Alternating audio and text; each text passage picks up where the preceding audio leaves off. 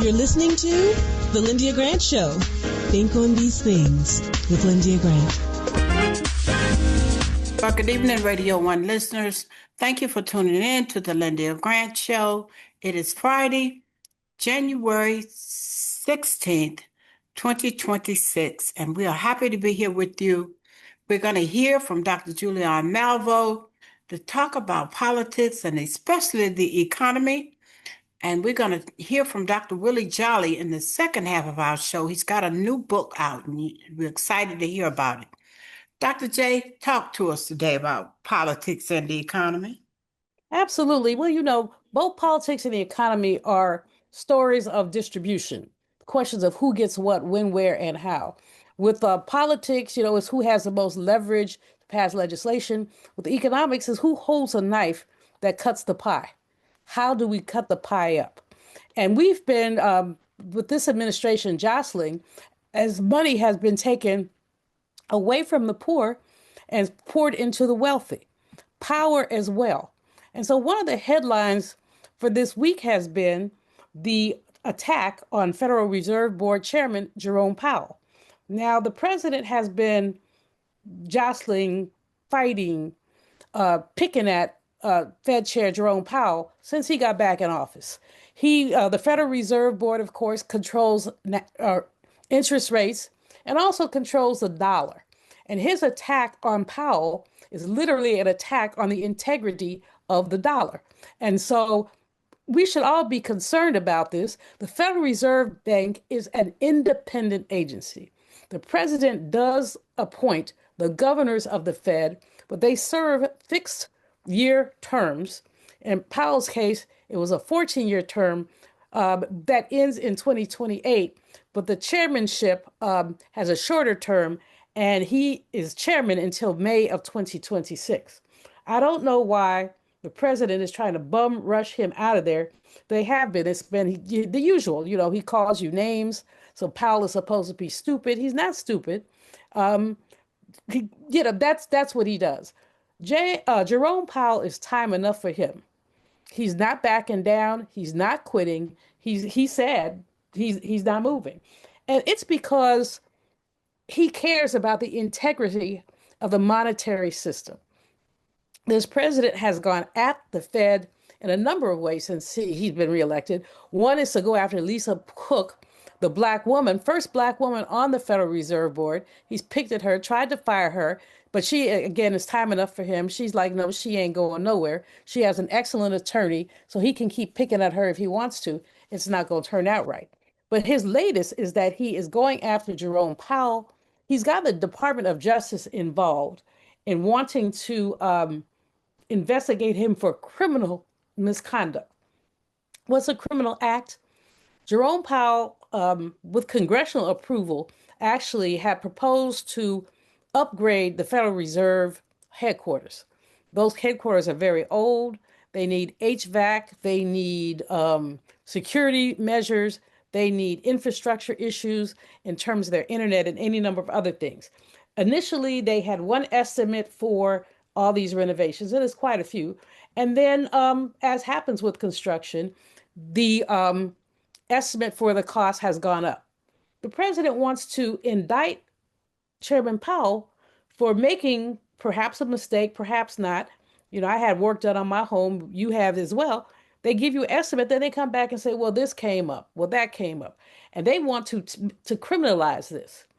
And then in weaponizing the Department of Justice, what they're actually doing is discouraging anybody else from wanting to get on the Fed. Well, why would someone go on the Fed if they know that they're going to be treated this way?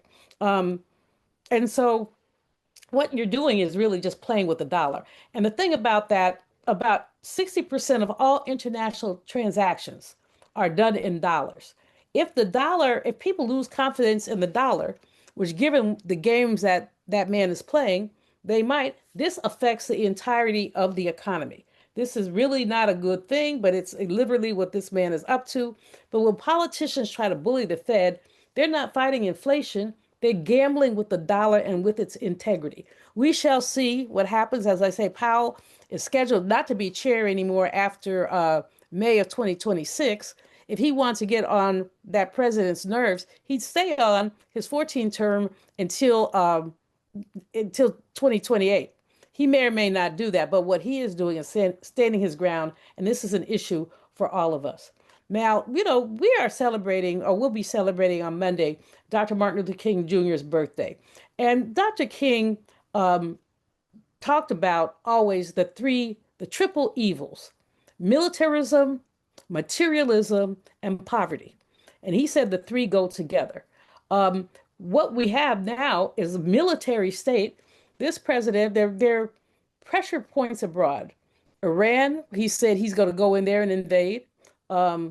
Venezuela, they have been sinking boats with people on them, killing people. Colombia, next door to Venezuela, he has issues with that. He wants Greenland. Greenland is a part of Denmark, but he says because there has been global warming and Greenland is melting, so you can see what the oil reserves and other look like there. He says he's going to take it the easy way or the hard way. The easy way might be drones. The hard way might be boots on the ground. So he is increasingly militarizing. Now, what we're doing is we're funding something called forever conflict. How long did it take us to get out of Vietnam or Iraq? We can't afford this. And I don't think that Americans, whether they're Democrats or Republicans, want their children dying in these wars and fights that this man is picking. But that's where we are now. So it's militarism without debate.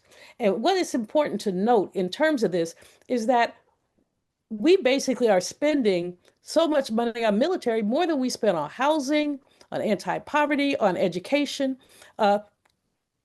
Dr. King really railed about this. He said, this is wrong. We can't do this. But guess what? This president wants to have his way, and we have a wuss, let me repeat that, a wuss Congress who lets him stomp over the Constitution, stomp over everything. Just say, you can have your way. They won't stop him. The good news, of course, is that the margin is much smaller than it ever has been. The other news, of course, is that we have to work on the midterm elections, which I'll talk about that a bit later. But what I will say is that this militarism is frightening, it's dangerous, and it imperils the security of our country. So we need to fight this. Let me say also, when we look at what's going on, we need to look at midterm elections. Our elections are already under attack. Since 2021, 30 states have passed laws making it voting harder, not easier. Not only redistricting, changes in rules about the post office, changing the rules about absentee ballots and voting, national mandates that nobody has discussed or talked about, presidential edicts. This makes no sense, but this is where we are. Again, the impetus, people, is for us to fight this stuff and to fight it hard, because if indeed, think about it, right now, this man does whatever he wants. He doesn't care what the law says. If they win the midterm elections, imagine how much more emboldened and empowered that he will feel. Now let's come home. Well, the elections are home, but let's come to Minneapolis. The ICE agent that killed the woman who, Sister Renee Good, that killed the woman who was just sitting in her car. Now, she did move the car, but any video that I've seen does not suggest that she hit the man with the car, that he was under any threat of bodily harm. He just killed her. Mm-hmm. 3 bullets to the head. And what the Department of Justice said is that they're not going to do anything about it. They, before they've said this is justifiable. The president, the head of the, what's her name, Pamela Bondi, head of justice, and the vice president all said it was her fault. Why has there been no investigation? And why do they refuse to have people in Minneapolis a part of the investigation? Now, Minneapolis Mayor Fry said he wants an impartial investigation. He doesn't want to be on the investigation task force, and he doesn't think that Bondi should be either. There are international groups that look at elections, that look at other things, we can find one of those international groups to look at this murder. I will use the word murder. Now, J.D. Vance said that murder is a hard word. The lady is dead. What else we want to call it? Yes. There, there he said he said she did this. This was a tragedy of her own making. We're No, out she of was part time, of. Dr. J. I'm out of time. Yes, Okay. ma'am. Well, look, very quickly. Happy Founders Day to the ladies of Delta Sigma Theta Sorority Incorporated, my sorority, January 13th. To the ladies of Alpha Kappa Alpha Sorority, January 16th. And to, of course, the ladies of Zeta Phi Beta Sorority, January 20th. All founded at Howard University, 1913, 1908, and 1920. That's it for me today, Lyndia. All right. Thank you, Dr. Julian. We're going to go to a commercial break, and we'll be back in a moment. If it wasn't for my care coach at AmeriHealth, I probably wouldn't be so healthy right now. As a man, we don't get checkups or see a doctor regularly anyways. It's probably just a man thing because none of my partners go either. We know we should, but we just don't, and hope it works out. So what changed for you? AmeriHealth assigned me a care coach, somebody that gives one-on-one help, answer questions, explain things, and help set my appointments. She also helped me understand what having high blood pressure really means and ways to manage it so it doesn't kill me. It ain't nothing to play with. If you're a member of AmeriHealth, ask for a care coach. I'm glad I got mine. At AmeriHealth, if you need a care coach, you can have one.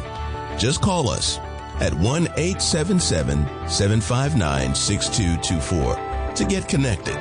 1-877-759-6224.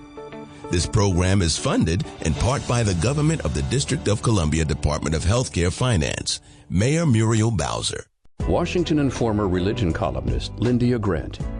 July 16th through 18th, the nation pays tribute to a new national monument, the Spirit of Freedom. The names of 209,145 black soldiers who served in the American Civil War will be honored. Come out and participate in the kickoff, a tented prayer breakfast with guest speaker Congressman James Clyburn and WJLA TV7's Maureen Bunyan. The banquet will be held at the Washington Convention Center. Hear world-famous Dr. Henry Louis Gates as he tells the story of how comedian Chris Rock learned that his great-great-grandfather's name is on the Wall of Honor. Visit the memorial and museum at Vermont Avenue and U Street, Northwest Washington, D.C. Read more in the religion column of the Washington Informer, an award-winning African-American newspaper. We don't report crime or gossip, just positive news. Pick up the Washington Informer or visit us online at washingtoninformer.com. Call 202-561-4100 for more information. This is Frank Smith with the African American Civil War Museum in Washington, D.C., located at 1925 Vermont Avenue Northwest on the Green Line. Did you know that a recent study found that children who visit museums do better in school and in life than children who do not? So parents, teachers, and preachers, let's get moving. I promise you, if you bring your children to the African American Civil War Museum, they will be inspired by the images that they see. They will be impressed by our living history reenactors who are always available, and they will be involved in our scavenger hunt that takes them throughout our exhibit. That's the African American Civil War Museum, 1925 Vermont Avenue. Our hours are 10 to 6:30 on weekdays, 12 to 4 on Saturdays and Sundays. See it. Be inspired. I am so excited. Can you believe it? I met this gentleman officially 25 years ago.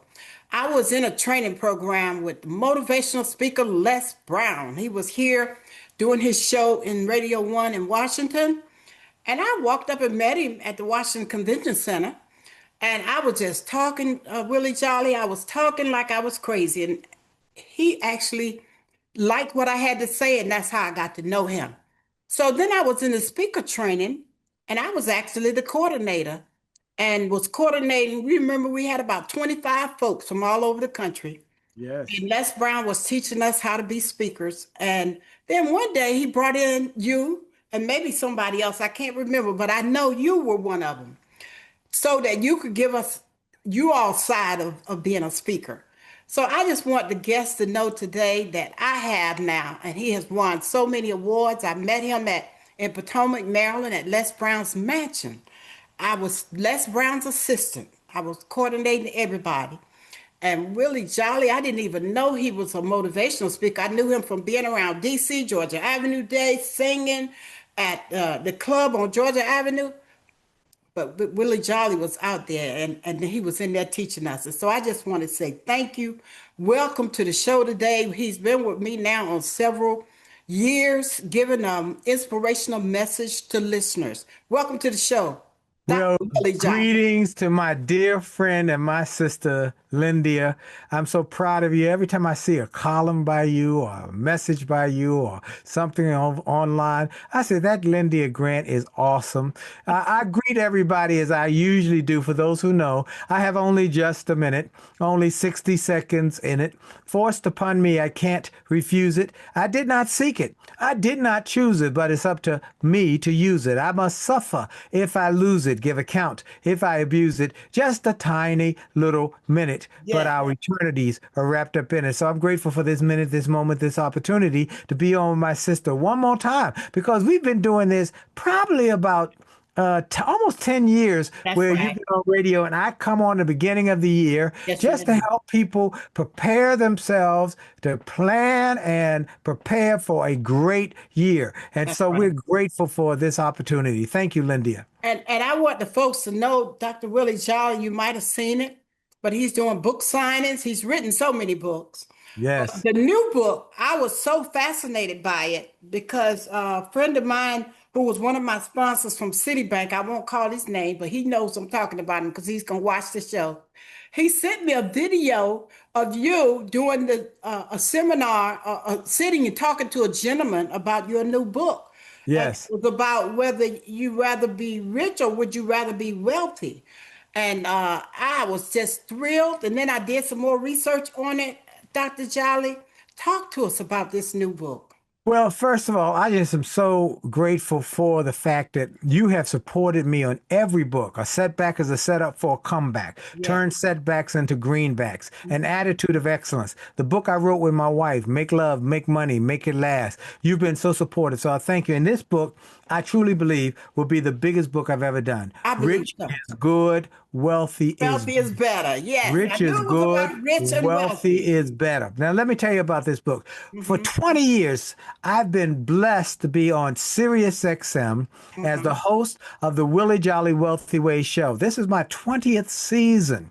And I've had the opportunity to interview some of the greatest wealth creators of our time. Bill Marriott, David Rubenstein, Bob Johnson, Sheila Johnson, Ted Leonsis, the co-founder of Netflix, one after another, Damon John, John Hope Bryan. I've interviewed all of these wealth creators. And one day, about 5 years ago, Lyndia, that proverbial light bulb above my head went off, and I said, oh my God, I didn't realize the profound difference between being rich and being wealthy. Yes. I thought they were like two sides of the same thing, like a pony and a horse. But they're profoundly different. They're incredibly different. Well, I said, maybe I'm the only one who doesn't know. So I'm the outlier. Let me go around and see. So as I went around the country speaking, I'm excited for this. Willie. Go ahead. And went to the conventions, and I'd ask people, "Hey, tell me what is rich to you?" And number one answer was $1 million. You got $1 million, you rich. I said, okay, you got $1 million, you rich. And if $1 million is rich, what's wealthy? They'll think, they'll ponder, they'll think of, look up in the air. Maybe 5 million, 10 million, or a billion. That's when I realized most people didn't know what rich was. They were like me. I hadn't known what it was until that illumination, that enlightenment happened. And when I finally figured it out, I said, oh my God, most people don't know what wealth is. Now, here's the challenge. How can you hit wealth if you don't know what it is? See, Lyndia, if I gave you and all the listeners a rock and said, hit a wall near you, could you do it? Yeah, bam, you throw it at the wall that's closer to you. But let's say I put a blindfold over your eyes and then turned you around and around and around, and you didn't know which direction you were facing. Now I said, hit that same wall. Could you do it so easily? No, because you can't hit what you can't see, and you cannot hit what you don't know. So I realized most people didn't know what